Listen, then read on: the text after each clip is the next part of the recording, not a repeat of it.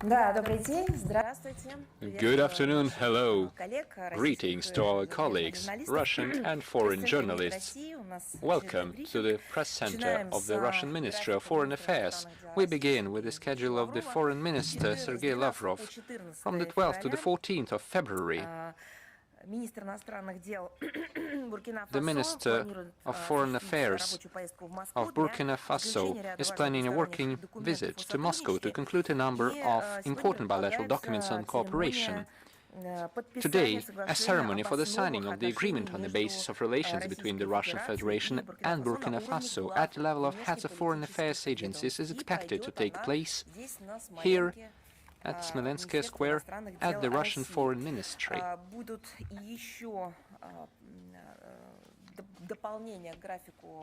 We will provide additional information regarding the schedule and the upcoming events with the Minister of Foreign Affairs of Russia. As soon as we get the final update, we will share it with you. Now moving on to the relevant international agenda. 11 years ago, on this day, on February 12, 2015, in Minsk, following 17 hours of talks with the mediation of the Russian Federation in Belarus, we elaborated a unique document, a package of measures on the implementation of the Minsk agreements, and on February 17, 2015 it was unanimously approved by UN Security Council Resolution 2202 and became the alternative-free legal basis and roadmap for the political and diplomatic settlement of the then internal Ukrainian crisis, the trigger for which was the armed coup in Kiev, orchestrated by the West in February 2014, and the seizure of power in the country by national radical forces. The package of measures opened the way to ending the civil war unleashed by the government of putschists against Donbass, where people demanded observance of their legal rights to speak their native language, teach their children in it, and honor their heroes who saved the world from fascism more than 80 years ago. All attempts by those who seized power in Kiev to suppress the protests of the region's residents, impose their own bandit ideology on them, and bring them to their knees were doomed to failure. A key element of the Minsk agreement was a direct dialogue between the central authorities of Ukraine and representatives of the DPR and LPR, which had already been proclaimed by that time, on a wide range of issues concerning overcoming the consequences of the armed conflict in the military, political, socio-economic and humanitarian spheres. Among them was the procedure for the reintegration of the Donbas republics into Ukraine back then, on the condition of granting them a permanent special status enshrined in the country's constitution, which implied the preservation of the identity of the Donbas people and the region's ties with Russia. However, at the day, the Kiev authorities sabotaged the fulfillment of its obligations, and the West turned a blind eye to this. Germany and France, let me remind you, who acted as co-authors and co-sponsors of the Minsk process, did not put pressure on Kiev to fulfill what had been signed by everyone. Later, in December 2022, former German Chancellor Angela Merkel and former French President François Hollande,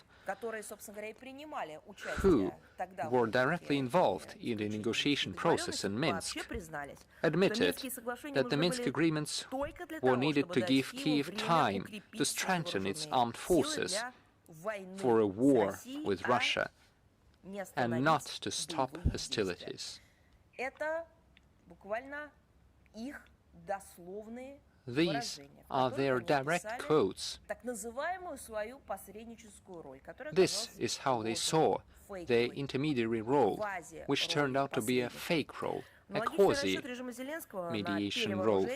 We see a similar calculation by the Zelensky regime on rearmament and continuation of conflict instead of peaceful settlement. The bandit regime continues to terrorize the civilian population of Russia, cynically intensifying missile and drone attacks on civilian objects, residential buildings, medical institutions, churches. Moreover, it deliberately increases them during important international meetings on conflict settlement. Last week, this was timed to coincide with the regular meeting of the Working Group on Security in the Russia-US-Ukraine format in Abu Dhabi on February 4th to 5th this year. To confirm, here are some facts. Belgorod region, from the 4th to the 5th of February,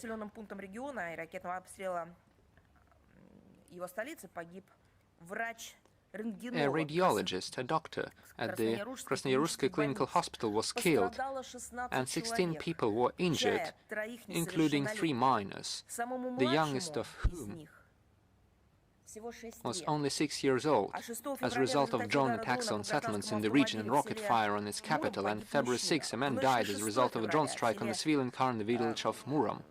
On the night of February 6,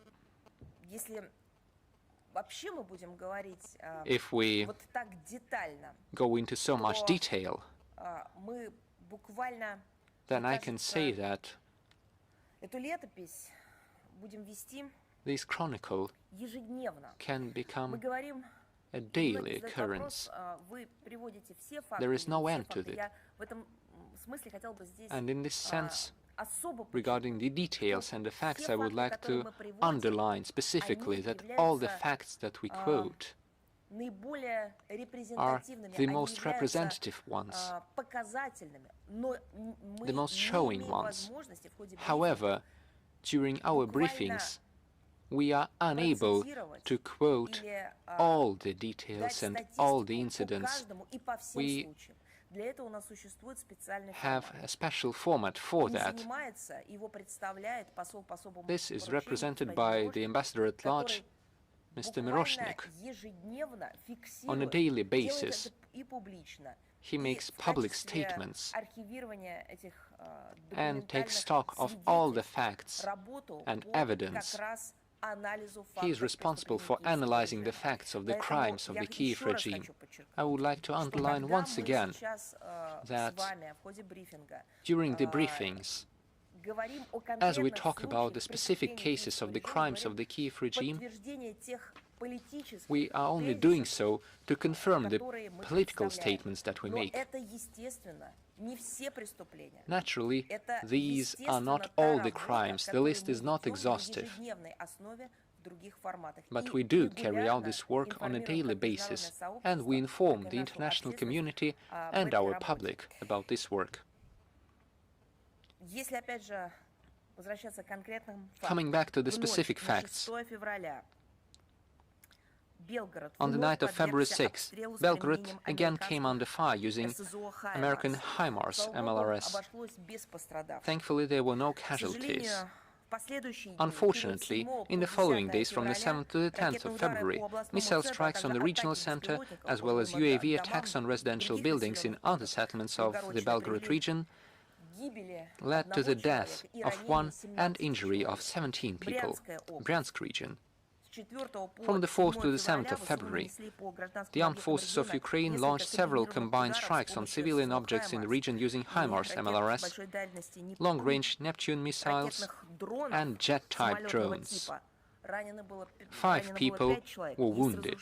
There was destruction in the residential sector, and, most horrifyingly,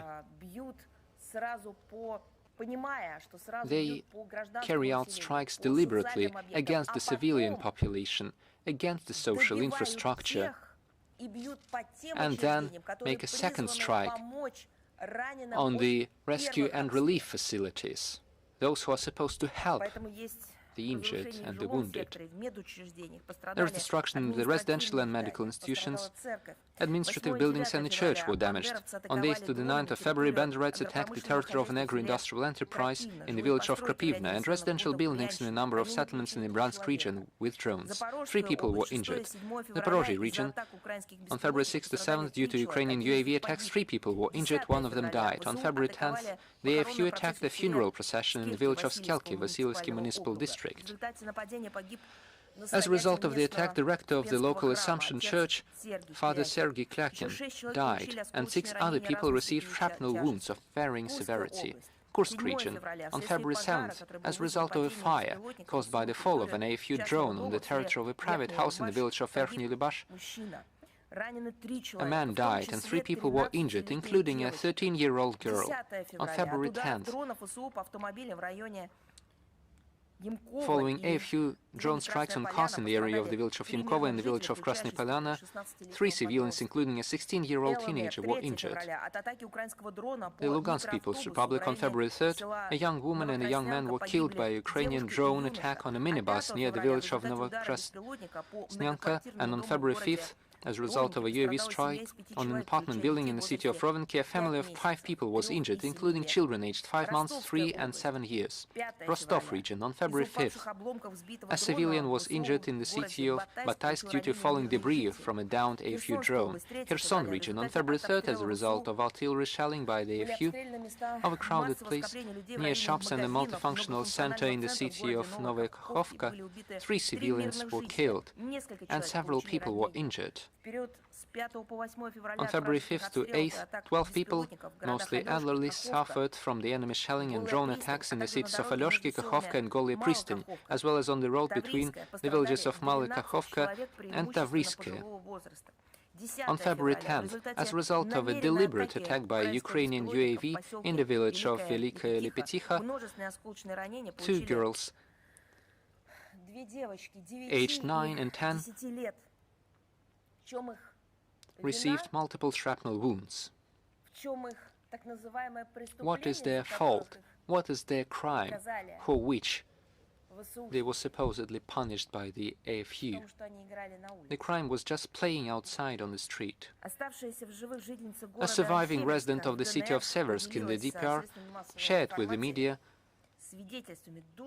heartbreaking evidence of crimes by the AFU, who killed all her relatives and numerous citizens. Her younger brother and other unarmed young men were shot by the neo-Banderites under the pretext of refusing to join them. On February 6th, in Moscow, you are aware of that, this was reported by the media and our law enforcers, an assassination attempt was made on Lieutenant General Vladimir Stepanovich Alexeyev, first deputy head of the main directorate of the General Staff of the Armed Forces of the Russian Federation, who headed our country's delegation at the trilateral peace talks in Abu Dhabi. It is noteworthy that the day before, Zelensky in his TV address announced the coordination, this is a quote, of new such operations on our territory with the recently appointed head of the SBU, Evgeny Khmara, who recently got his hand in committing such attacks in Russia. This terrorist attack once again confirmed the focus of the Zelensky regime on constant provocations aimed at disrupting the negotiation process on the settlement, which was supposedly meant to end the conflict and settle it. Apparently, Kiev is ready to do anything to try to prevent the achievement of a just peace.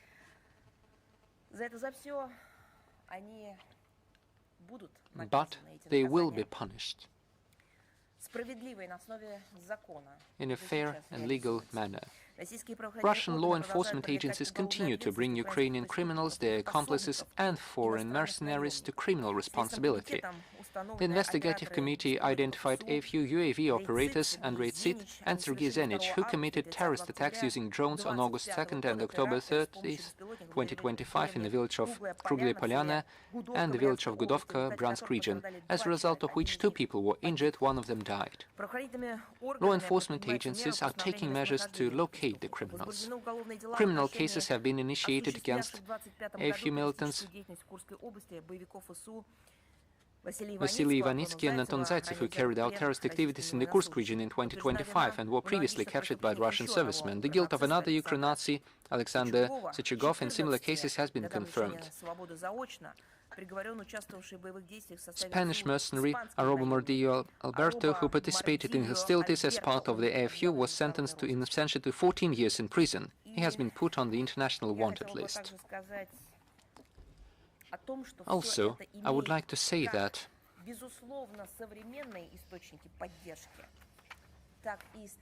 they have modern and historical sources of support. The AFU and the Kiev regime are not just doing something similar to what had been committed by their new so-called heroes, Bandera, Shihevich, and those to whom they pledged their allegiance. We are talking about the direct historical links, direct historical connotations taking root in the crimes of World War II. 83 years ago, on February 9, 1943, in the village of Porosle, first Rovno region of the Ukrainian SSR, Ukrainian banderites committed the first mass murder of peaceful Poles. 100 of cutthroats, under the command of Bandera's fellow villager, Perednyak, hacked 173 civilians to death with axes. This monstrous, inhumanly cruel, bloody crime marked the beginning of the further mass extermination of the Polish population throughout Volyn, which followed 5 months later and went down in history as the Volyn massacre, at the hands of Ukrainian collaborators, supported by the German Nazis since pre-war times. Ukrainians themselves, fellow villagers of Poles, Russians, Belarusians, Jews, and representatives of many other nationalities also died. Just like then, modern Ukraine Nazis have already repeatedly demonstrated their kinship with the banderites of the past, committing no less and often more cruel crimes against Russian and Ukrainian civilians with the complicity of foreign mercenaries and Western sponsors. The listed facts confirm the relevance of the tasks of denazification and demilitarization of Ukraine and the elimination of threats emanating from its territory. All these goals will definitely be achieved, as stated on numerous occasions by the Russian authorities. And now look at their back vocals, so to speak, a choir of those who provide them with financial, military, political and other types of support. Kaja Kallas, as an EU diplomat, stated that they were making their own lists of demands for Russia to settle the crisis in Ukraine, as she said. Neither Kallas nor von der Leyen nor their predecessors that they work with, none of them in Western Europe and none in NATO have ever seen or witnessed any of the terrorist attacks that I've been talking about. They turn a blind eye to all the terrorist attacks that we talk about, that our law enforcers and the victims and the witnesses are talking about. They never made a list of the crimes of the Kiev regime. They never made a list of the victims of the Kiev regime. However, they made a list of demands. The intentions of the EU High Representative for Foreign Affairs and Security Policy to prepare a set of conditions, as she said, for Moscow, without which the European Union will not support peace in Ukraine. Just think about it. Any sane people are supposed to support peace. But this should be the main goal. This is the main point that we should aspire to. This is the main guide that we all need, peace. But no, they act in a different way. The EU believes that there are certain conditions for peace. Even the aspiration for peace should be based on certain demands and conditions. This once again confirms the determination of the Euro bureaucracy to prevent the termination of the conflict by any means. Previously, EU officials, let me remind you, have repeatedly stated that they would sabotage any deal on the pretext that they are not participating in it themselves. I just reminded you how they participated in the negotiation process in Minsk, represented by Merkel and Hollande. Turns out that they knew from the start that this was just a pretense. This was just a make-believe negotiation. I wonder if they are ever going to apologize. I'm talking about the EU and the representatives of France and Germany. Are they going to apologize for their leaders taking part in this sham negotiation process aimed at achieving peaceful settlement under a false flag? No, we do not see that. We don't even see an aspiration to recognize such crimes, or at least mistakes. Recognizing something obvious, that they falsified the peaceful efforts for many years, that is something. And instead of that, we hear new demands. They imposed unacceptable conditions for us, be it the peace formula of Zelensky or the placing of some kind of the international peacekeeping contingent troops in Ukraine. But none of that can be a realistic framework for peaceful arrangements. But they've been telling us about that, presenting it as their demands. At the same time, they continue pumping the Kiev regime with weaponry, and by doing that, they help escalate the conflict and carry out terrorist attacks by the Kiev regime. There's been a continued flow of Western military assistance to Ukraine, and they opted for merging the Ukrainian and European defense capabilities by streamlining close cooperation in military and industrial system. At the current stage, the EU is the one that does not allow the Kiev regime to have any compromise whatsoever. The position of our country regarding the Ukrainian settlement is well known. We have repeatedly outlined it at the summit level.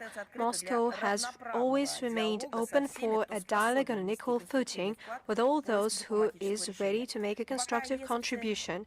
But so far, until the EU does not understand that alleviating the root causes of the Ukrainian conflict is not a concession to Russia, but rather a contribution to the long-term stability and security in Europe, we cannot talk about their role in the peaceful settlement whatsoever.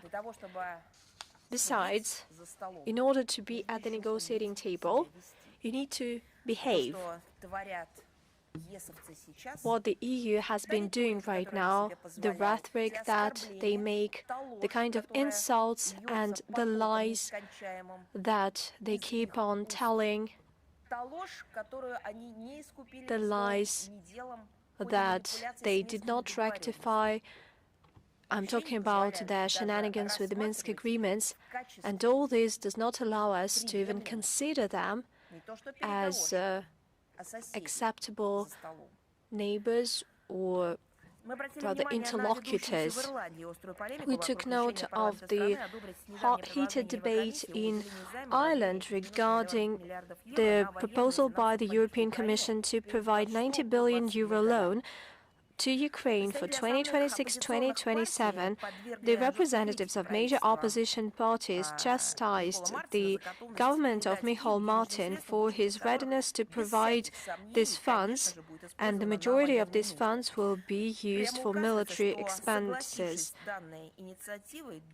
As Dublin agrees to such an initiative, basically it signed up to the continued escalation of military hostilities, and it will be only beneficial for the producers of military products, including from the EU countries. The EU allegedly was conceived as a peaceful organization, not a war machine. That's what people who are not happy with this course say.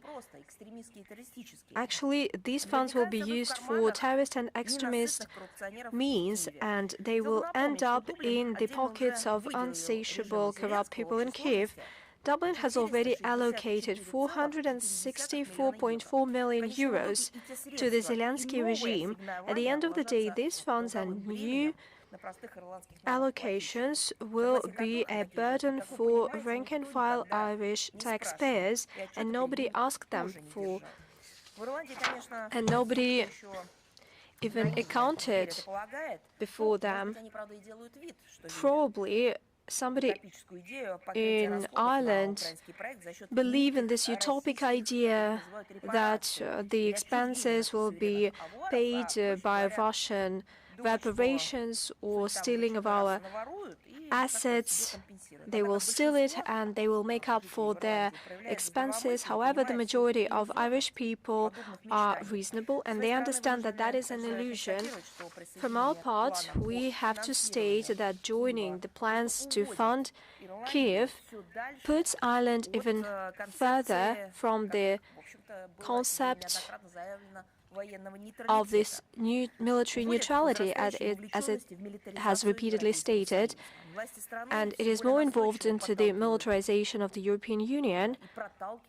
The authorities of the country insist that Dublin should participate in the EU military programs and it should increase military budget, and such policy that is taking place amid a sharp lack of funding to address social and economic issues in Ireland, and it helps destroy the idea on traditional neutrality of the country.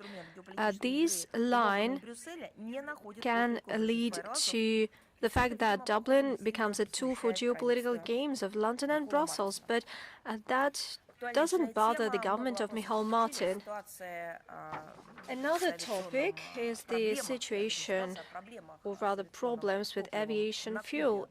In Cuba, amid the U.S. unparalleled measures to block supplies of energy to Cuba, the energy blockade, so to speak, including supplies of aviation fuel, we see quite a challenging situation. Our foreign ministry and our embassy in Havana are in constant touch with the Cuban authorities, tourist operators, to provide the necessary assistance to Russian citizens in Cuba, primarily holidaymakers. We assume that the actions of external forces that want to have an aggravated energy crisis in Cuba and the suspension of air flights to Cuba seek to trigger discontent among the population. And against this backdrop, we urge everyone who face this delay in their return to Russia, we ask them to exercise restraint, and at the same time, those who plan to come to Cuba, please take into account all the recommendations of the Economic Development Ministry. Our embassy is doing its utmost to provide assistance to Russian citizens due to the United States actions that have been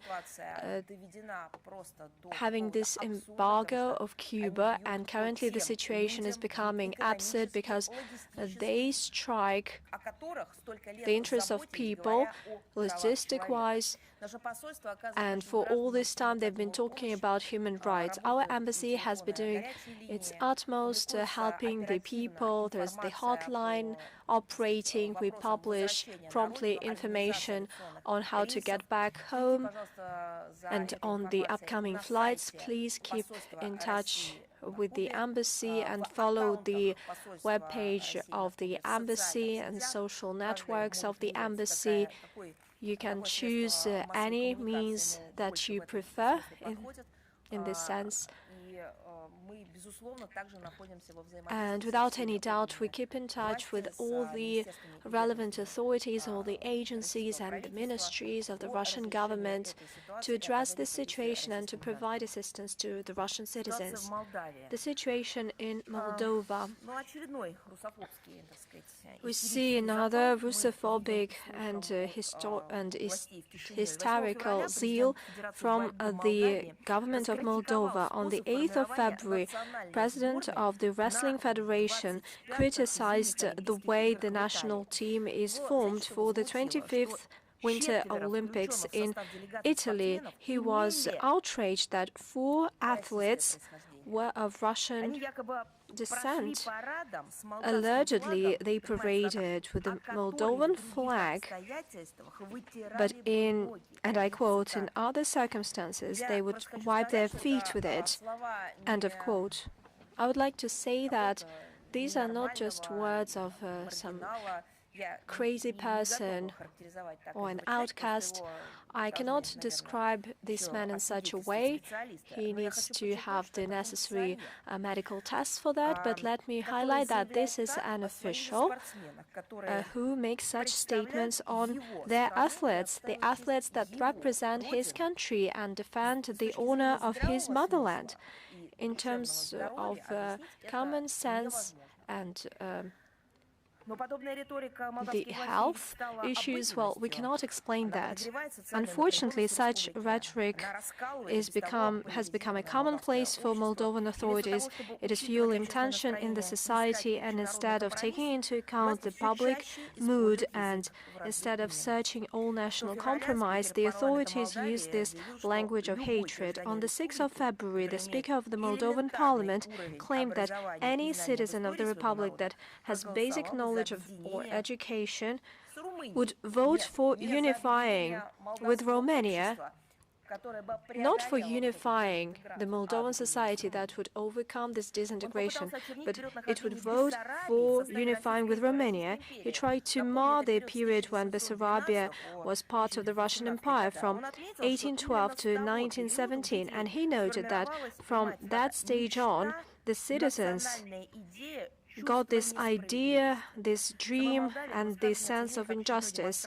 In Moldova, there was an opinion that this showed the disrespect to the Moldovan people, and it revealed the goal of the authorities to eliminate the republic's independence. According to opinion polls, over 70% of Moldovans stand against unifying with Romania, and by the looks of it, the Speaker of the Moldovan Parliament believes that these are the people who lack basic education and knowledge. Since Moldovan politicians allow themselves such things, and since they are so bothered by history, and since they allow themselves to distort history, let me remind you of some facts. During the period when it was part of the Russian Empire, Bessarabia saw positive trends. The population has increased by 7.5 times. According to the All Russia census in 1897, Bessarabia became one of the top three of the most populated territories in Russia. There's been progress in crafts and manufacturing facilities, primarily flour milling, butter making, leather industry, and from 1812 to 1847, the number of craftsmen increased by 2 times. It has doubled from 5,000 to 12,000 people, and an important landmine was the use of steam engines. In the second half of 1970s, the number of engines increased, amounting to 723. There were significant changes in agriculture. The region cultivated high-quality types of wheat, and it also produced corn, barley, oat. While in terms of wine making, it ranked top in Russia. In 1870, the vineyards were 28,000 hectares, well, approximately, but in 1900, it achieved 80,000 hectares approximately. 70,000 hectares were owned by peasants. And the transport system has been developing. There were positive trends in science and arts, and there was a growth in educational facilities number, and the Moldovan culture and literature was also developed.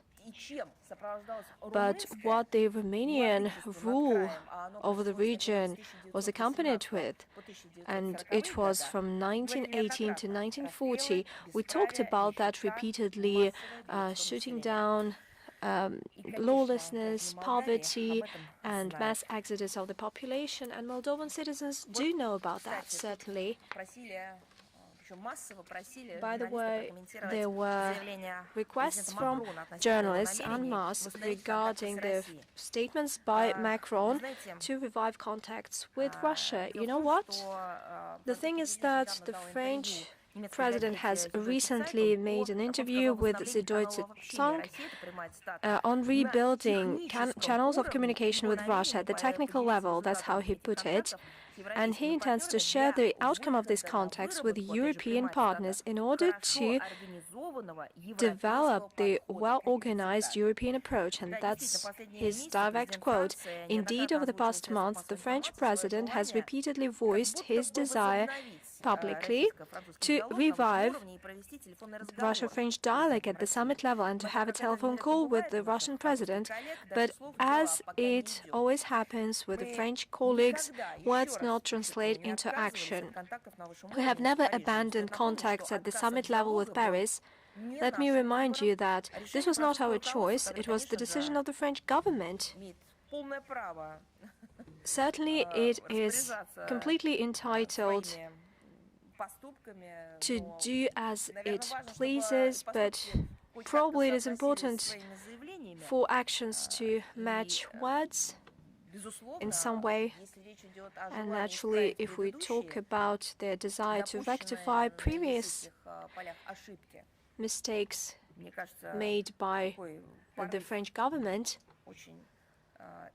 I believe that this aspiration might be sincere, but it should be matched with deeds. And certainly we can only welcome such an aspiration.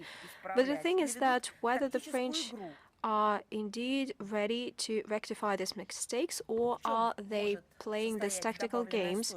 What is the added value of such a dialogue, given the well-known pro-Ukrainian mood in Paris? I'm talking about not supporting the culture, history and statehood of Ukraine, but I'm talking about support for the terrorist and extremist activities of the Kiev regime. Recently, we've been talking about that. Lately, over the past days, we've seen a lot of shellings, murders, terrorist attacks, extremist actions, the losses among the civilian population, and how many children were wounded. This is all done by the Kiev regime using weaponry supplied by the West and funded by the West. And certainly the role of the Élysée Palace is huge here. It begs the question, have we heard anything from the President of France that would condemn the terrorist attacks by the Kiev regime? We haven't heard any of that.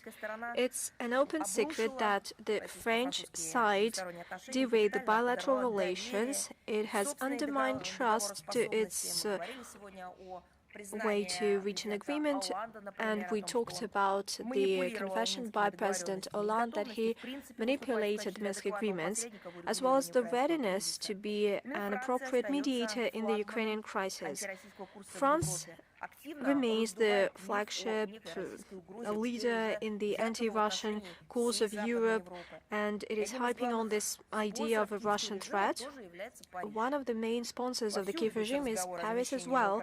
They talk about placing military troops on the ground in Ukraine, including the French troops, and we have repeatedly mentioned that such plans are dangerous, and we have to state that few other European states do so much to undermine Russia-US negotiations as France. That is why we prefer to judge not by words and promises, but by actions, and we do not harbor any illusions regarding the genuine intentions of Paris. We have all the grounds to believe that it is not about the readiness to reach a serious agreement with our country, given the fundamental interests of our country, but it is an intention to impose the options for us and the options that are advanced by the EU and the coalition of the willing. They do not wish peace, and I'm talking about options to have a settlement. I have already commented on them. I'm talking about the statements by Kaja Kallas. And another case that has to do with modern times and the World War II. And some people cherish the historical memory in order to prevent something of this kind happening in the future, and other regimes try to put this truth in top secret letters, hoping that it would never be opened. The federal government of Mark Carney confidently leads the second category. It has become known that the Office of the Information Commissioner of Canada supported the position of the Federal Library and Archives Canada not to release the list of hundreds of Nazi criminals and collaborators who found refuge in the land of the maple leaf in Canada. We are talking about the list of the Jules Deschênes Commission, which in 1986 to 1987 established.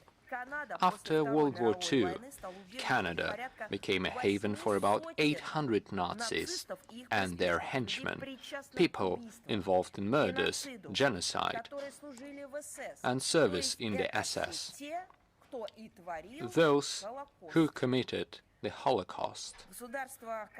The Canadian state hid them. 40 years have passed, and it would seem that all statutes of limitations, both moral and legal, should have expired. But it turns out that disclosing this information is allegedly impossible.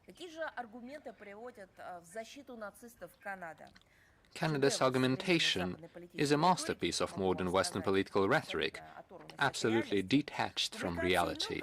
The publication of names, it is claimed, will damage international relations and even, I quote, adversely affect the defense of a foreign state allied to Canada.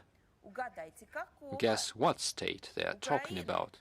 Ukraine, the current Banderite Ukraine, which is basing its current policy on neo-Nazism.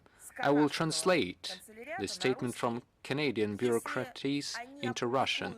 If we publish the truth that executioners from the 14th Waffen-Grenadier Division of the SS Galician Division lived and live here, this will confirm Russian narratives and harm the current Kiev regime, which glorifies the collaborators of the Third Reich. The problem is not that these criminals lived or live in Canada. It's something else. The concealment of Nazis will become generally known, and this will be confirmed by solid documentary evidence. Instead of confessing, the current authorities will reveal that they've been hiding and raising future generations for politicians who are supposed to bring these neo-Nazi notes to the modern international relations. But instead of confessing and saying, yes, there was such a dark page in the history of our country, of Canada, and the Canadian authorities could have said that they condemned it, but instead, Ottawa declares the truth to be both a state secret and even a threat. Canadian authorities are hiding behind the screen of so-called national security. But what security are we talking about? Is this the security carried out by hiding the fact that they've been hiding the Nazis, that they have blood on their hands, that they've been hiding the future elites of Canada? What kind of security can be built on lies and the lives of the murdered people, the tormented children? What moral authority is possible with such doublethink? This approach insults the memory of all those who gave their lives in the fight against the brown plague of the 20th century. Let us recall that Canada was part of the anti-Hitler coalition, and the fight against Nazism was a common cause then. Under the Land-Lease program, Canadian participants in the Arctic convoys delivered large volumes of aluminium, ammunition and military equipment, as well as food, to Murmansk and Arkhangelsk. The 3rd Canadian Infantry Division successfully captured Juno Beach during the Normandy landings on June 6, 1944, and advanced deep into France. In the same year, Canadian troops distinguished themselves in the Italian campaign, breaking through the powerful Hitler line, and by 1945 they played a key role in the liberation of the Netherlands. If there are still decent people left in the leadership of Canada, I will perhaps ask them a historic question. But I think it is their duty to declassify this list of the Gilles Deschênes Commission, not for Russian propaganda, but for historical hygiene, for historical memory, to cleanse their own tarnished conscience.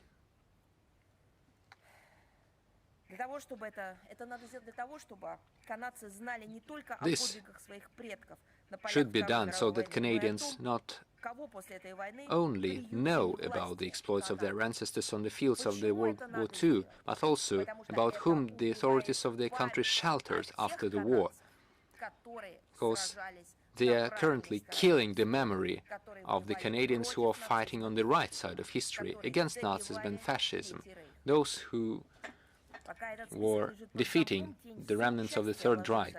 As long as this list lies under lock and key, the shadow of complicity falls not on the dead criminals, but on the currently living politicians who cover for them in Canada, those in power, like Christy Freeland, who was the Foreign Minister of Canada and later Vice Prime Minister, granddaughter of Chomyak.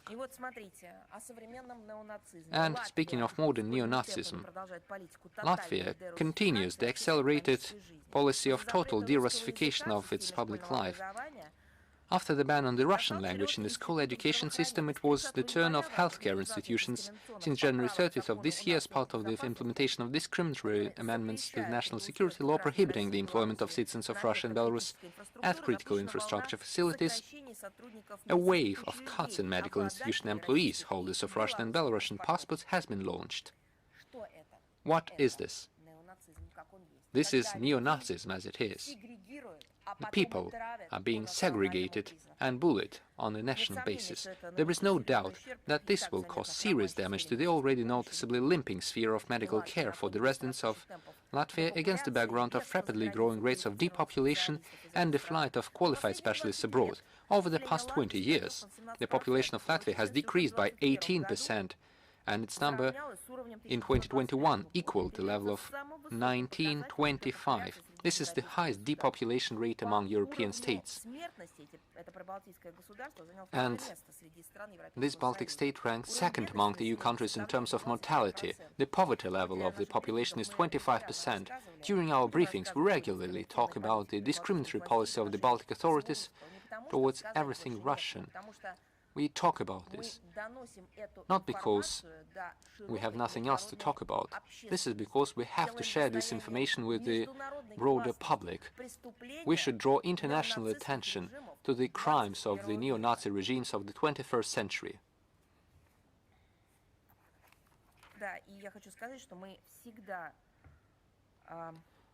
And I must say that we are always ready and willing to provide assistance for the employment of the specialists who are being bullied and repressed in such a shameful manner in these countries. Those who associate themselves with Russia, the Russian culture, history and nationality. We have demand for specialists of various professions in our country. We have experience of hosting highly qualified and experienced specialists. We have the necessary legal framework for that. And please keep that in mind. And here is another fact. On 1st of February, vandals once again desecrated the monument in Bulgaria, the Alyosha monument, reminding of the victory of the Soviet people in World War II, and it's becoming a victim of barbaric attacks. However, the Bulgarian authorities, as before, turn a blind eye to such so-called incidents and, by their inaction, indulge outright manifestations of revanchism. We see neo-Nazis marching with torches in Sofia, houses painting with swastikas. We observe with bitterness how monuments to heroes who liberated Bulgaria from the Hitlerite yoke are desecrated and demolished. We have to state that the ruling elite in Bulgaria has consign the anti-fascist heritage of its ancestors to oblivion. At the same time, we observe something else: Bulgarian citizens carrying flowers to monuments to Soviet heroes, engaged in protecting and repairing memorial objects. Those who honor the feat of their compatriots who fought shoulder to shoulder with Red Army soldiers against the hordes of the Wehrmacht. The grateful memory of the people is alive, as we see, and we are on the same path with these people. Together, we will defend historical truth and common values. Moving on to Japan.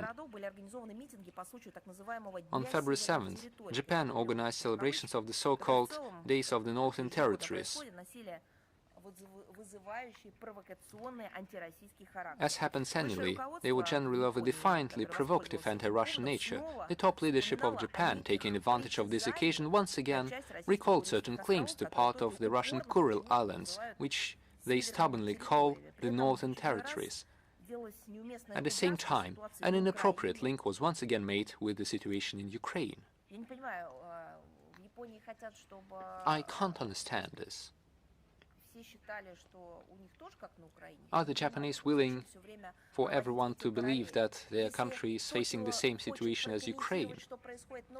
If Tokyo is willing to comment on the situation in Ukraine, they should use the facts of the Kiev terrorist attacks against the social infrastructure sites, the civilian population, the murders of children, women, the elderly, the torturing of the people. They shouldn't just wait for a so-called Day of the Northern Territories to draw parallels.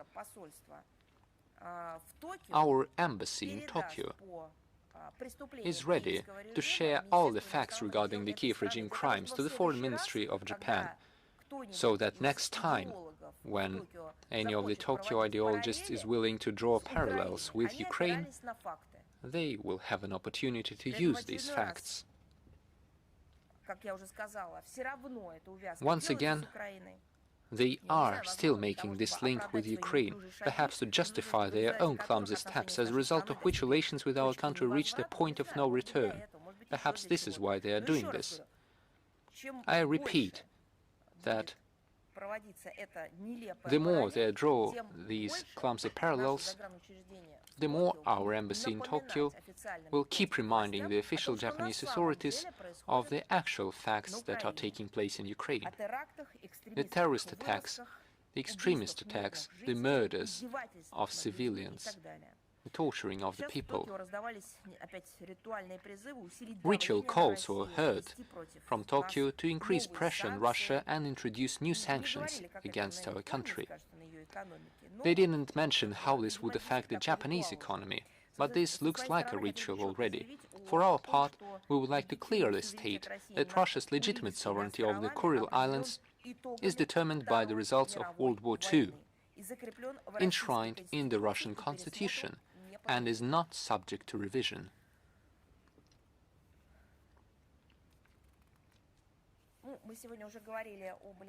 Today we were talking about the Olympics, and we had questions about it, on the participation of Russian athletes in particular. I would like to say that last week, as you know, the 25th Winter Olympics in Italy started from the 6th to the 22nd of February.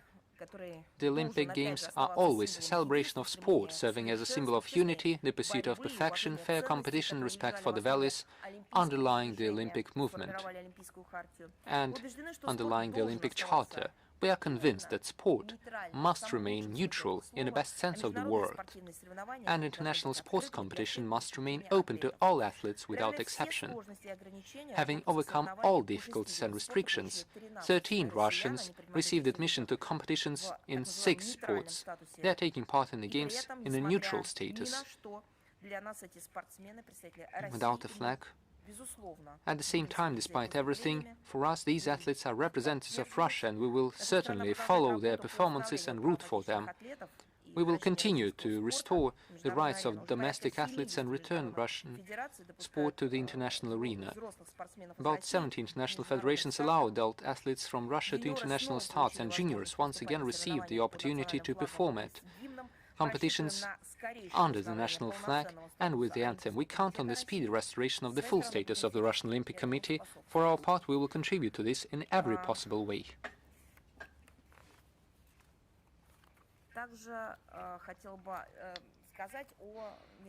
Also, I would like to mention several announcements.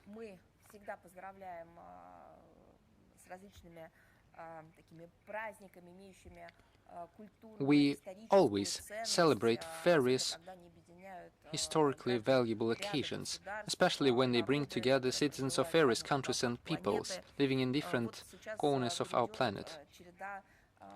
And now we are looking forward to the celebrations of the Eastern Oriental New Years. Each country celebrates this in their own way, and we always congratulate the representatives of the diplomatic corps from these countries accredited to Moscow, who celebrate the traditional New Year, or the Lunar New Year, or the Eastern New Year, for whom this is one of the major or the main festivities of the year. And now I would like to mention another good tradition.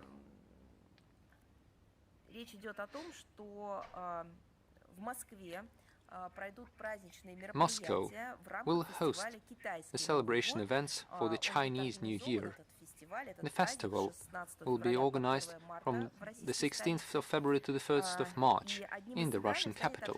One of the central events will be the opening ceremony of the festival, which will take place on the Menezhneia Square. Just like last year, Moscow Metro will launch a themed train. Colorful shows and concerts will take place at numerous venues in the capital. You can immerse yourself in the holiday atmosphere at the Museum of Moscow, Apothecary Garden, Moscow Zoo, Bolotnaya Square, Central Children's Store, in the capital's entertainment centers, and even at our major shopping centers. While Moscow celebrates the Spring Festival in Chinese style, in Beijing, one can get acquainted with the traditions of the broad Maslenitsa and meet the spring the Russian way. From February 19th to the 22nd, the Moscow Maslenitsa in Beijing festival will be held in the capital's Chaoyang Park. Guests of the event can expect folk festivities with games and round dances, a fair with pancakes, masterclass and musical program. I invite everyone to join the celebrations and plunge into this unforgettable festive atmosphere. In the upcoming Eastern Year of the Horse, I would like to wish everyone good health and prosperity, to always remain in the saddle.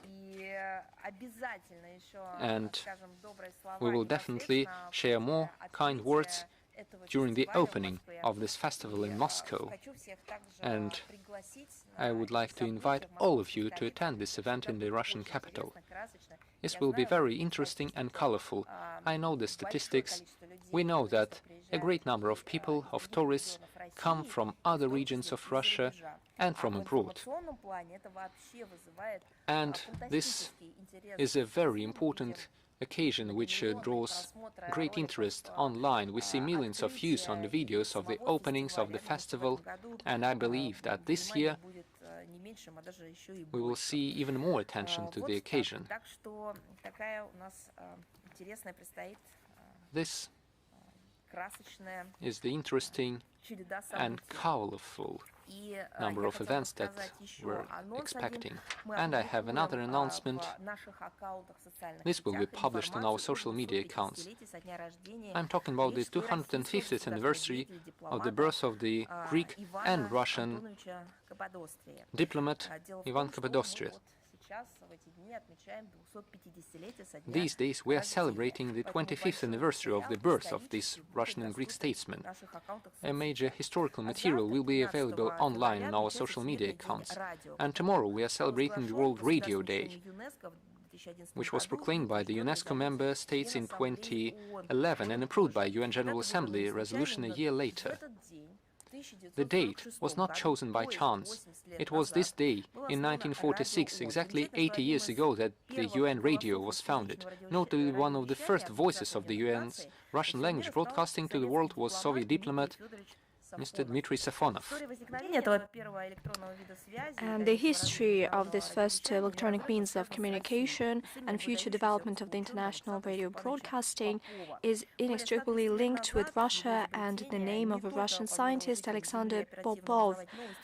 Over 130 years ago, his invention not only allowed our citizens to promptly learn news and to hear each other at a distance, but it also laid the foundation for the ICT technologies that we cannot imagine our life without: the internet, Wi-Fi, quantum computing, many other things. Traditionally, the World Radio Day has a specific topic. In 2026, this topic is radio and AI. In this age of digital technologies, radio has not become the relic of the past. It continues to actively develop and combine analog signals with cutting-edge multimedia formats, and that is why it remains relevant, up-to-date, reliable and affordable tool of getting information in all parts of the world. Introducing AI solutions is another stage in the radio evolution. With due human control and with respect for reliability, security and ethics, well, the AI is capable of becoming an official communicator between various systems, and it could simplify technological processes, and it could also increase the number of faithful audience. We regret that 15 years after the proclamation of the World Radio Day, that seeks to increase accessibility to the information, the collective West takes all the efforts in order to put out of broadcasting the viewpoints that it does not like. Today, Russian media and journalists, including the radio broadcasters, face harsh censorship by progressive democracies. The Russian media outlets are being cancelled. We're talking about many Russian media. They face sanctions, their signal is jammed, and the access is blocked. The sectoral international entities that seek to ensure safety and professional rights of journalists and media freedom, such as UNESCO, the OHCHR, the OSCE, continue to keep silent and ignore any forms of persecution. I'm talking about their response, although they see that the persecution against radio Russian media outlets have turned into this witch hunt. We believe that it is unacceptable, and we would ensure that these institutions should implement their mandate in good faith, and those who were at the origins of the World Radio Day have special moral responsibility for the honest assessment of the real state of affairs. I would like to congratulate radio companies and media operators that have a lot of things to do with this area. The anchors, the correspondents, the copy editors, producers, sound producers. I wish them new success, achievements, good health and prosperity, certainly.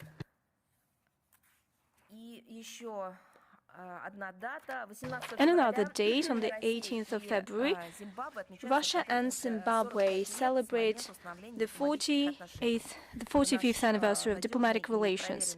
It is our trusted and time-tested partner on the African continent. The solid ties of friendship and solidarity between our countries were established during the struggle of the people of Zimbabwe for independence. Over these 45 years, we have established the active bilateral political dialogue, building upon mutual respect and commitment to a fair and multiple world order. We have accumulated positive experience in win-win partnership in trade, economy, investment, science and educational area. We have shaped a great deal of legal framework. Russia and Zimbabwe continue to actively cooperate on international platforms, including when it comes to the UN central role in international affairs. And given this important date in bilateral relations, we agreed to exchange messages at the level of foreign ministers. On the 19th of February, Russia and Saudi Arabia celebrate a landmark 100 years anniversary of diplomatic relations. Our country became the first state to recognize the Kingdom of Hijaz, Najda, and the other regions that joined, that turned into the Kingdom of Saudi Arabia under the leadership of King Al Saud. This step laid a solid foundation of future strengthening and galvanizing versatile ties between our friendly states that are built upon trust, respect, and account for each other's interests. Today, it is an important partner of Russia in the Middle East. We have established many-level political dialogue, and the tone is set by the leaders of Russia and Saudi Arabia, the President of Russia and King Salman, as well as the Crown Prince Mohammed bin Salman. We develop our comprehensive interaction actively with Riyadh. We have this joint intergovernmental Russia-Saudi Arabia Commission on Trade, Economic, Scientific, Technical Cooperation, and the latest session took place successfully on December 1st, 2025 in Riyadh. We are the key producers of oil in the world, and the coordinated actions between them have a direct impact on the global economy. Our countries initiated the OPEC Plus format. It brought together OPEC and non-OPEC members. The decisions within the OPEC Plus help mitigate price fluctuations and ensure the predictability in the market. A significant role in our relations is played in cultural and humanitarian area, and the bright case in point is the participation of Saudi Arabia in the revived Intervision International Music Contest. It took place successfully in Russia in September last year, and it further on decided to host this contest this year in Saudi Arabia. Throughout this year, we plan to organize various events. Not so long ago, during the visit of Mr. Minihanov to Saudi Arabia, the Consul General in Jeddah opened a memorial plaque to honor Consul General and the permanent representative of the Soviet Union to Saudi Arabia, Mr. Hakimov. We also plan to have a photo exhibition in the Russian Foreign Ministry, engaging various ministries, members of parliament, academia, media, representatives, as well as diplomatic missions of friendly countries. We will also organize a host of academic discussions, roundtables, seminars, and sessions. For instance, at the Hakimov Club, we plan to have this, and within the Russia Islamic World Strategic Vision Group. And a landmark in the celebration will be the participation of Saudi Arabia as the guest country in the 29th St. Petersburg International Economic Forum. Such a step will help further strengthen our business partnership and galvanize cooperation in the most important and promising sectors. We will definitely keep you updated on all the events that I've mentioned. There is more to come. It's just the main lines around which we will organize this anniversary celebrations. On February 18th to 21st, within the Gorchakov Foundation, we'll have the third diplomatic forum in the name of Turkey, and the main topic is diplomacy amid hybrid wars. The participants will discuss nuclear non-proliferation, international law, and the state sovereignty principle. They will also cover neocolonialism at the modern stage, with a focus on a fair world order. Prominent statesmen and public activists, experts, political scientists, historians, and journalists will address the platform. The organizers invite everyone aged under 35 to participate, and as per tradition, we'll provide the link in the text of our briefing. With that, I'm ready to take your questions. International Live magazine, are you here with us? Hello. Well, happy Diplomats Day, first and foremost. Thank you so much. I think that you're also involved. You have a lot to do with this day, so happy Diplomats Day to you as well. I would like to know your comment on the report by the UN Secretary General regarding the threats from the Islamic State. We follow this information, and in principle we agree with the majority of the provisions on the 22nd report of the UN Secretary General on the threats to international peace and security by ISIL, especially when it comes to the terrorist threat. It is growing, it is becoming more versatile, but we have something to add. A topical topic of the report is the growing use by terrorists, including the Islamic State, of new and emerging technologies, and judging by this document, these terrorist organizations make bet on improving the drone technology, but we're not just talking about drones that are being used for reconnaissance, for logistics, and for terrorist attacks. It is important to prevent the use of commercial terminals, including Starlink, and the states that have the relevant technological companies.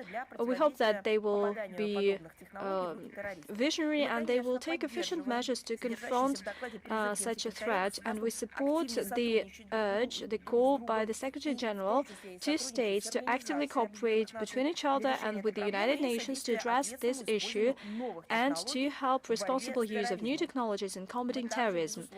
Naturally, we share this idea that the situation is degrading in certain areas of Africa due to terrorist presence, and we should pay tribute to the Africans. They are at the forefront on a daily basis. They confront terrorists and they achieve certain success, especially in such hot regions as Sahel. Having said that, we have to state that a number of non-regional stakeholders stand in the way of such a struggle, and they continue to cooperate with terrorists. They use them as a tool to implement their geopolitical goals, and by doing so they help destabilize the situation using various terrorist groups. Well, as an example, the developments that happened on the African continent involving the Kiev regime, we condemn the incessant attempts of certain countries to rebuild their colonial influence in Africa. We have repeatedly stated that they have no qualms in choosing various means. For instance, in January, there was an attempted murder of President of Burkina Faso. Niger is also suffering from terrorists. In late January, there was an attack on the airport in Niamey, and the responsibility was taken by the Islamic State, and there was a Western trace in here. Let's get back to the Kiev regime. It supplies weaponry to terrorists. It trains fighters, and the most active link between Ukrainians and terrorists is visible in Mali. Last year, terrorist attacks in this country and the killing of civilians, they took place, and we provided the relevant facts. We call on the international community to take active measures to prevent weaponry from getting in the hands of terrorists, and it should be punished. So let me also draw your attention that Africa is suffering from uncontrolled pumping of weaponry to the Kiev regime by the West, because through black markets the weaponry ends up in Africa. Well, allegedly this is the weapons that are designed for Ukraine, but it ends up everywhere. And we see the increase in the traffic of this weaponry in Africa. We call on the UN member states to remember about the fundamental principle of the international law, the cooperation principle. The Western countries should stop interacting with terrorists directly or through Ukraine. Russia stands for a depoliticized and professional interaction in counter-terrorism, building upon the norms and principles of the international law. Thank you so much. Thank you. RIA Novosti, Crimea. Are you here with us? Hello, Madam Zahárova. Good day. Our question is about Russian archaeologist Alexander Butagin. Does the Russian Foreign Ministry take any measures to prevent him from illegitimate persecution, to liberate him and to prevent him being extradited to Ukraine? The Russian Foreign Ministry continues to do its utmost to help Russian archaeologist who was detained in Poland under absurd accusations made by Ukraine. We use the whole diplomatic toolbox. Our embassy in Warsaw provides all the necessary assistance within its purview. It is constantly in touch with his lawyers. We help provide information to his relatives, and we provided the documents. They were prepared by the State Hermitage, and they confirm that Mr. Butagin carried out the archaeological works from 1999 to 2025 in line with all the rules. Thank you. TASS Agency, are you here with us? Hello, Madam Zahárova.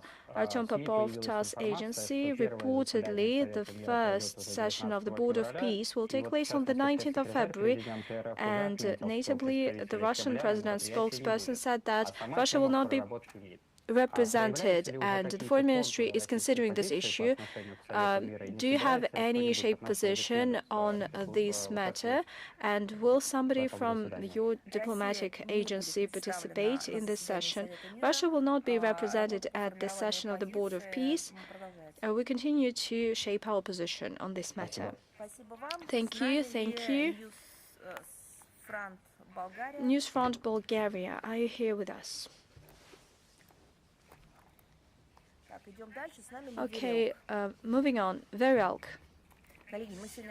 Colleagues, we do not have much time today, so we will keep it short and simple. Madam Zahárova, hello. I have two questions. First one, could you please comment on the visit by Vice President Vance to Azerbaijan and Armenia, as well as the arrangements that were reached, including in nuclear energy?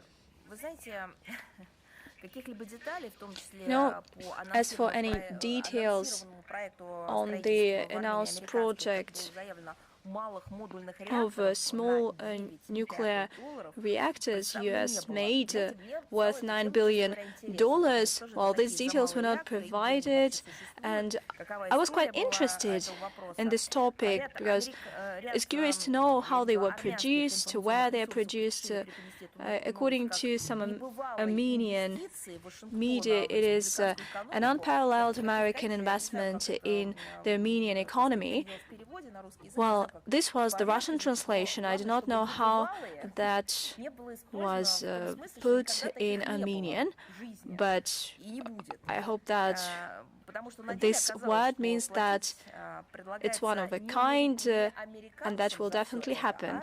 But supposedly the Armenians are to pay for that, not the Americans, and the funds will go through the TRIP Foundation. Allegedly, it is conceived for other investment projects, so it looks quite murky.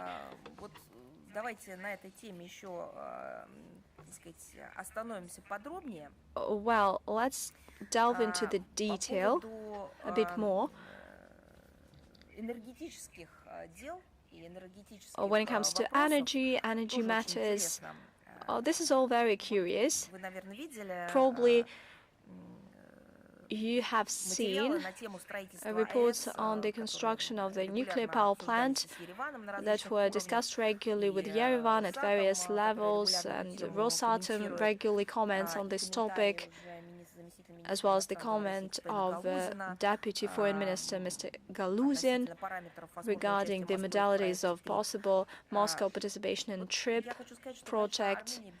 I should say that Yerevan is free to choose its partners. However, the choice in favor of American technologies raises some issues.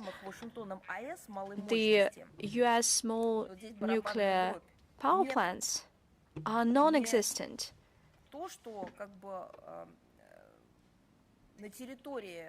It's not that they do not exist in the US territory. They do not exist at all. They only exist on paper. If that's not true, well, correct me if I'm wrong. I try to understand where we can take a look at these miracles of technology, but I haven't found anything. As for the price, it could be much higher than the tentative price that you can see in some promotion materials. And the project of this small nuclear power plant was put on ice in 2024 in the US because the cost rose from 5 to 10 billion USD. Allegedly, Armenia would use it will be used as a test range for the untested American technologies. And hence, it begs the question, what will be done with the nuclear waste? Where will it be buried in the Armenian territory, in the Armenian mountains? Let's get back to our cooperation, energy cooperation with Armenia. We are a trusted partner of Yerevan in nuclear energy for decades. In 1995, the Russian side helped rebuild and relaunch the Armenian NPP. For all these years, we have been providing assistance in operating this, in maintenance and supplying of fuel to the NPP, and with our help, we have extended the operation till 2026, and thanks to that, the Armenian NPP is still in operation. We are working together at another project to extend the life cycle of the NPP till 2036. Russia is the only state who has been operating small nuclear power plants, and we have repeatedly provided the tested solutions to our partners, whether it is big NPP or small NPP. We have various options which would make sure that the nuclear power maintains a solid share in the energy balance of the Republic. The competitive advantage of the Russian technologies has been showcased to the Armenian side on numerous occasions. Last time was on the 6th of February during the meeting of the Director General of the Rosatom State Corporation, Mr. Likhachov, with the Chair of the National Assembly of Armenia, Mr. Simonyan, as part of his official visit to Russia. There were numerous discussions of this topic during the sessions of the Bilateral Intergovernmental Commission on Economic Cooperation, and mindful of the nature of the bilateral relations between our two countries, we stand ready to elaborate reduced rate financing models, and we talked about this with the Armenian side too. So all these proposals are still relevant. However, should you find any successful project of the aforementioned American model, please share it with us. Did I answer your question? Yes. In fact, we had two questions. The second question is, what is your view of the visit of J.D. Vance to Armenia? We have already shared our views during the publishing of the official materials. And the second question to Madam Zahárova, you mentioned the interview by the Deputy Foreign Minister Galuzin, who was talking about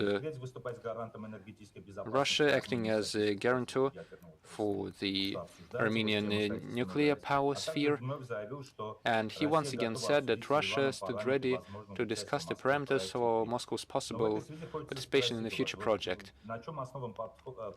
I have a question. What is the basis for the approach of the Russian side? If the Armenian authorities themselves are saying that this is an entirely Armenian-US project and that Russia will not be invited to join, we see that they are preferring the American side in the construction of the new nuclear power plant. I just made a comment on that. As I said, we have had a long history of cooperation on this track, and it is mutually beneficial. It contributes to strengthening the energy security of our two countries and the region in general. This is not a joking matter. This is not something you can start talking about, then getting the money, and then immediately start constructing some foundation and then leaving it behind, like they did in the US in 2024. This is a matter of energy security. If the climate were different and if they could afford not getting heating, or if they had any other sources of energy, perhaps this matter would not be as serious. However, we know the meaning of aid and humanitarian aid to the people of Armenia. We know how the people need warm clothing. We know how families need help when they can't receive any conditions for living. We've been through that. So we want to start getting into these things, since we share a common region, since this is about our common energy security.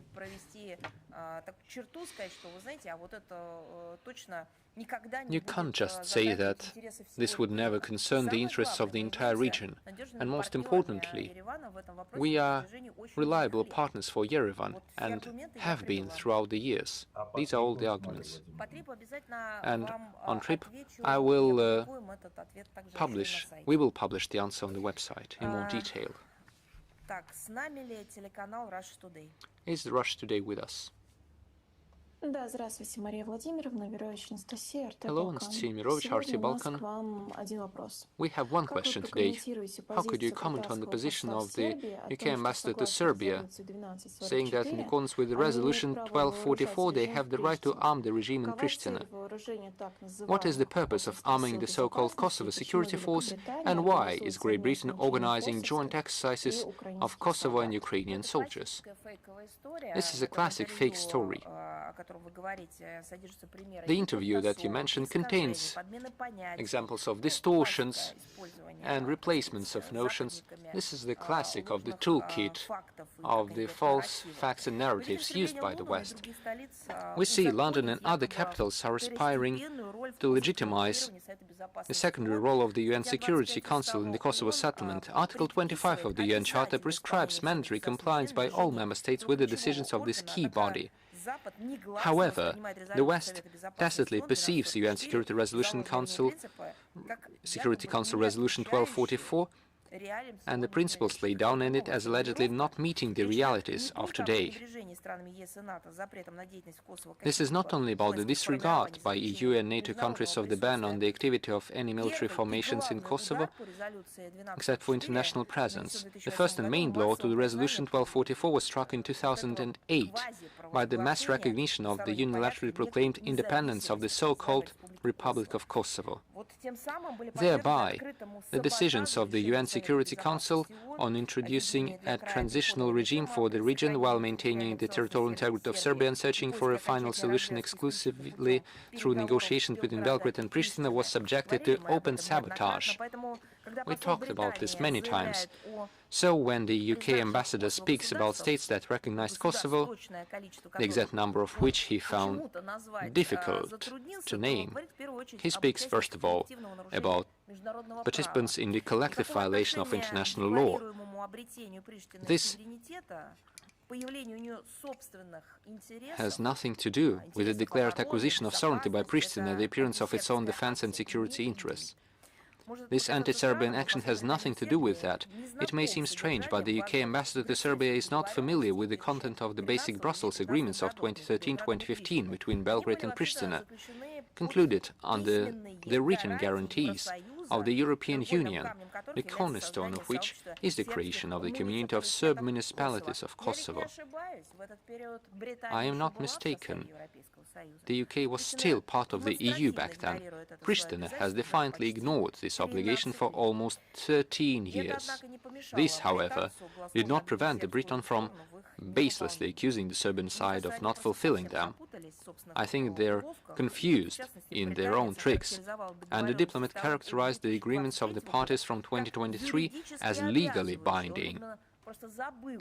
Perhaps He forgot that at that time only oral, unsigned understandings were discussed, which Belgrade subsequently officially rejected as contradicting the national interests of Serbia. We once again state that a sustainable settlement of the Kosovo problem is possible exclusively on the basis of the UN Security Council Resolution 1244. We will accept only such a solution that suits the Serbs themselves. Thank you. Thank you. Do we have Sputnik Belarus? Good afternoon, Andrei Sobolevsky, Sputnik Belarus. On the 9th of February, the Press Bureau of the Russian Foreign Intelligence Service published information that the Western intelligence services, Poland, UK and so on, are seeking the so-called liberal activists to prepare more cult revolutions. How do you perceive the risks of such activities for the entire Union State of Russia and Belarus, and how are you coordinating the efforts to prevent any foreign attempts to undermine the constitutional order and sovereignty of our countries? We fully share the assessments given by the Foreign Intelligence Service. We have no reasons to doubt the severity of the threats.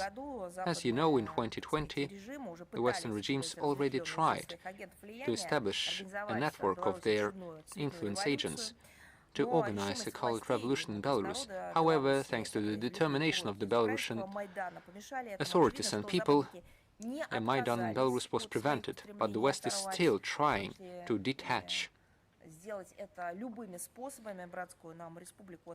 our countries from each other. They are trying to seek revenge. Perhaps they are seeking a moment for such an activities. A hypothetical coup in Belarus would undermine all the achievements of our union state with Belarus.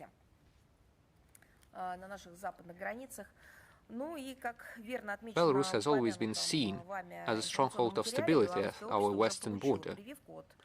However, the Belarusian society has already received a vaccine against attempts to destabilize the internal political situation. The Republican authorities have taken a number of decisive measures to cleanse the country of the so-called pro-Western democratizing structures and tighten legislation regarding NGOs in order to prevent their subversive work from within. Nevertheless, we and our Belarusian allies do not intend to sit idly by. As far as we know, close partnership interaction is being carried out between our Security Council and special services.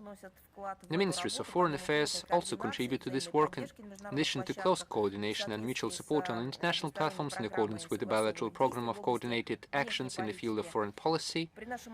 With our active participation in recent years, the legal framework of the Union State in the field of security has been qualitatively strengthened.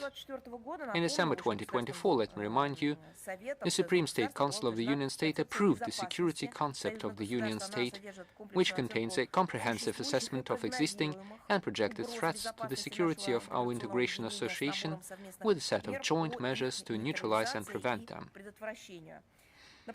On the sidelines of this event, the presidents of the two countries also signed an interstate agreement on security guarantees within the framework of the Union State, which entered into force in March 2025. It fixes a wide list of mutually allied obligations to ensure defense, protect the sovereignty, independence and constitutional order of Russia and Belarus, the integrity and inviolability of the territory and external border of the Union State, employing all available forces and means, including nuclear weapons, in accordance with the fundamentals of state policy of the Russian Federation in the field of nuclear deterrence approved on November 19, 2024.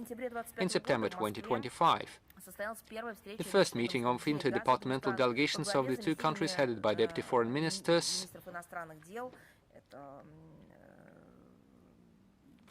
Mr. Grushko and Mr. Sekreta, appointed by the presidents of Russia and Belarus as special representatives for the review of the operation of the treaty, took place in Moscow. During the negotiations, the coincidence of assessments of the situation in the security sphere of the Union State was noted. In March of this year, the second meeting of special representatives will be held in Minsk.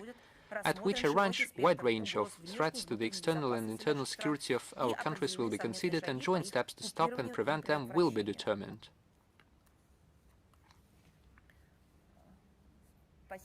Thank you. Let us move on. Is the news.ru with us? Yes, hello, Maria Zajárova. News.ru, Pavel Vorobyev. We have one question today. Ukrainian President Zelensky said that Europe was intending to give Europe 250 aircraft, including 150 Swedish Gripen fighters and 100 French Rafales. Why do you think this is taking place a few days after the latest round of negotiations between Russia, the US and Ukraine in Abu Dhabi? Why do EU countries continue to pump Kiev with weapons? This message is not news. Back in 2025, Zelensky repeatedly spoke about plans by Stockholm and Paris to supply their aircraft to Ukraine. Moreover, in October and November last year, he signed corresponding agreements with Swedish Prime Minister and French President. However, matters have not yet gone beyond declarations of intent, and it is unlikely that anything will change in this regard in the foreseeable future.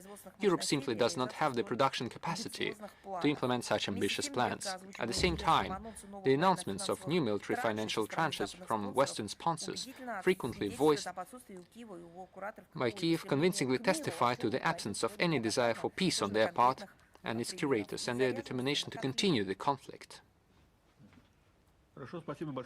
I see. Thank you for the answer. Thank you. I see numerous questions from the Chinese journalists. I know that they ask me to make a comment on the upcoming festivities in China for the Lunar New Year and do it in Chinese. If I may, I will do it separately, and we will publish this as a video. And I will have the great pleasure in doing so. Let us move further. Is the Reuters agency with us? Yes, good afternoon. We are with you. We have a question concerning Ukraine, in particular about an article by the Politico, which says that the EU is developing a plan for Ukraine's partial accession to the EU as early as next year. We have a question. Is Ukraine's EU membership still acceptable to Russia? And does Russia not fear the risks?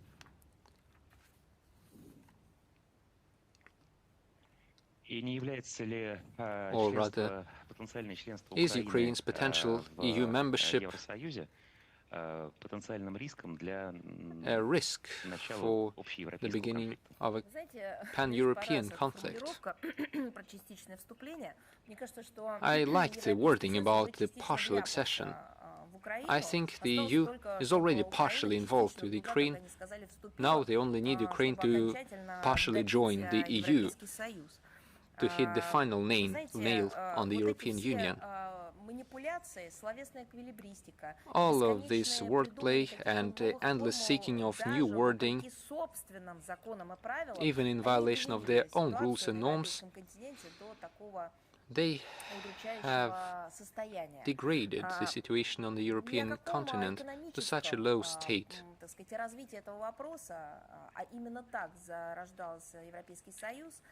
There is no economic point, there is no humanitarian dimension, there is no coordination in the peace-building sphere if we are talking about this initiative. This is only about pure manipulations by the Western curators and the Kiev regime, which they are using as their own tool. We clearly understand that such activities will continue. We mentioned that there have been countries who are waiting to join the EU for decades. They've done all the trials, they have changed their legislation, but still they are deemed unworthy even to become partial members. Perhaps Ukraine is worthy of this proud title of the partial member. This is nothing but political manipulation. Thank you very much. We're going very fast through the questions. Is the Kodotsin agency with us? Yes. Hello, Madam Zajárova. I have a question regarding the situation regarding the expiration of the New START Treaty.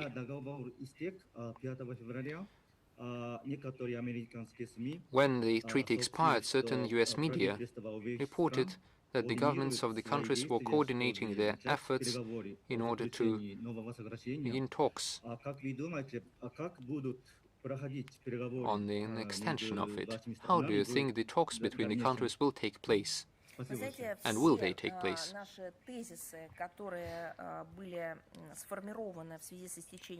All the arguments that we have presented due to the expiration of the New START Treaty have been presented in the declaration of the Foreign Ministry on the 4th of February this year, and that statement is still relevant. Dear colleagues, this will be the end of my briefing. I will answer all the remaining questions. Some of you, like the Chinese journalists, will get an exclusive video of a message in the Chinese language. Some will get their answers when we publish the materials on our website. Thank you very much and all the best to you. Thank you. Goodbye. До свидания, Мария Владимировна.